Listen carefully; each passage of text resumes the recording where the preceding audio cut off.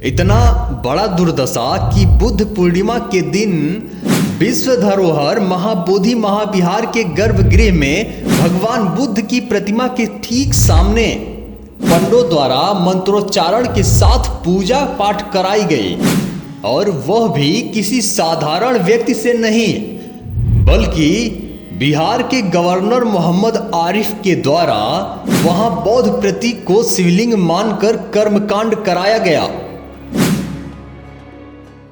वर्मा के राजाओं और आमजन का महाबोधि महाविहार के निर्माण और जीर्णोद्धार में महान योगदान रहा है। वे लोग तो आज भी सुबह उठते ही भारत भूमि के महाबोधि की ओर हाथ जोड़कर वंदन करते हैं कि इस भूमि ने उन्हें बुद्ध और धम्म दिया। 10 से 12वीं सदी तक वर्मा के अलग अलग प्रांतों के राजाओं का बड़ा योगदान रहा है। बाद में तुर्क की मुस्लिम सेना के आक्रमण से तबाह होने पर यह सब रुक गया। 13वीं सदी के आखिर में वर्मा के बौद्धों ने महाविहार के रख रखाव और विकास में फिर आगे आए, टूटे भागों का मरम्मत कराया और रख रखाव के लिए दान दिया, जो यहाँ के अभिलेखों में लिखा हुआ है। 1590 ईस्वी में घमंडगिरी शैव सन्यासी बुद्ध गया आया और अस्थायी रूप से रहने लगा। धीरे धीरे महाबोधि के पास उसने एक छोटा मठ बनाया। 18वीं सदी में उसके उत्तराधिकारी लालगिरी ने दिल्ली के मुस्लिम शासक से महाबोधि विहार के आसपास 2 गांव मस्तीपुर और ताराडीह को अनुदान के रूप में प्राप्त किया, लेकिन महाबोधि विहार को स्वतंत्र ही रखा गया। लालगिरी का किसी प्रकार का अधिकार नहीं था। देश विदेश के हजारों भिक्षु वहां से जा चुके थे। 2-4 भिक्षु रहते थे। महंत को मौका मिला और धीरे धीरे स्थानीय लोगों की मदद से अतिक्रमण बढ़ता गया। 19वीं सदी के शुरू में वर्मा के राजा ने महाबोधि की पूरी जानकारी लेने के लिए अपने दूत भेजे। 1810 ईस्वी में वर्मा के अलमपोरा और मांडले के राजा ने महाबोधि विहार का संवर्धन करवाया। 1823 में राजा ने एक शिष्टमंडल बुद्धगया भेजा और निर्देश दिया कि महाविहार में भगवान बुद्ध की पूजा वंदना का ऐसा प्रबंध करें कि नियमित होती रहे। वर्मा के उस दल ने लालगिरी के एक शिष्य को बौद्ध पूजा विधि का प्रशिक्षण दिया और उसे यह काम सौंप कर वापस वर्मा चला गया। लंबे समय तक महाविहार में पूजा अर्चना का पूरा खर्च वर्मा सरकार द्वारा वहन किया जाता रहा।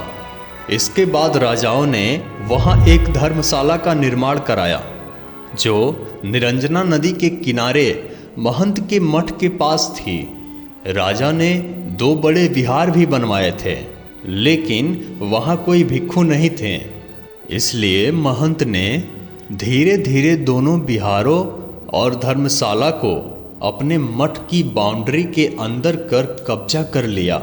इसके बाद लंबे समय तक यूरोप के कई विद्वानों ने भी यहाँ की दुर्दशा को देखा और ब्रिटिश सरकार को महाबोधि महाविहार के जीर्णोद्धार के लिए लिखा, लेकिन सरकार ने कोई ध्यान नहीं दिया।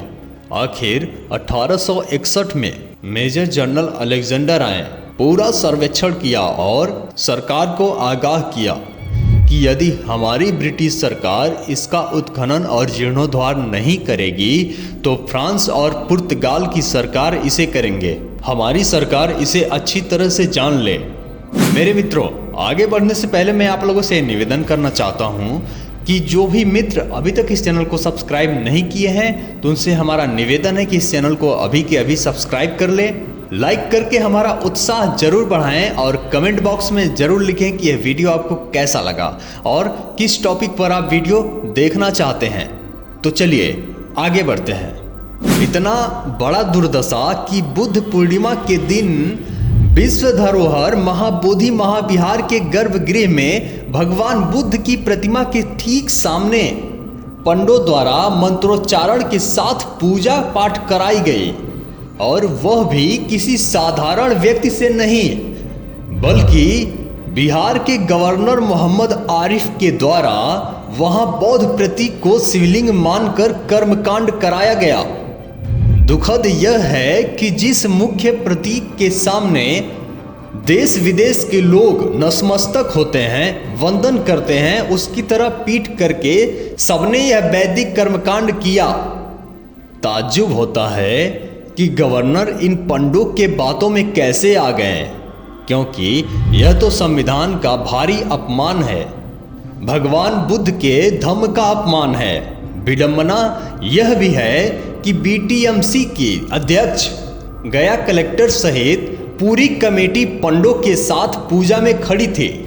उसमें 2 बौद्ध भिक्षु भी शामिल थे, लेकिन वे ऐतराज करना तो दूर, मेंबर बने रहने के लालच में अपने मुंह पर ताले लगाकर चुपचाप देखते रहे। इन सभी को यह भी पता है कि पिछले 3 महीने से देश विदेश में बुद्ध धम्म की अनुयायी महाबोधि महाविहार की मुक्ति के लिए आंदोलन है।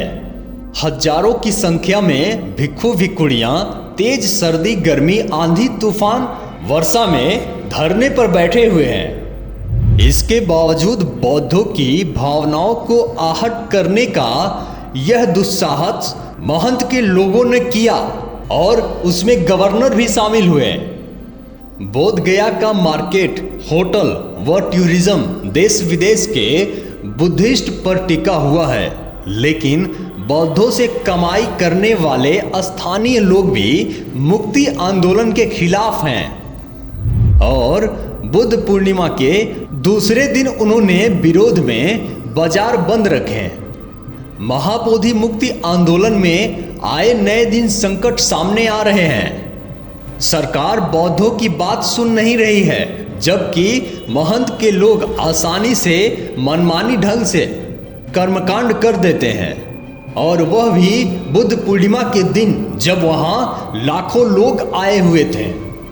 हमारे देश में इस प्रकार के कर्मकांड हो रहे हैं, और आप लोगों से यह निवेदन है कि इस वीडियो को शेयर कर दीजिए, फैला दीजिए उन बौद्ध मित्रों के पास, ताकि उन्हें भी जानकारी हो सके कि उनके बौद्ध विरासतों के साथ क्या हो रहा है।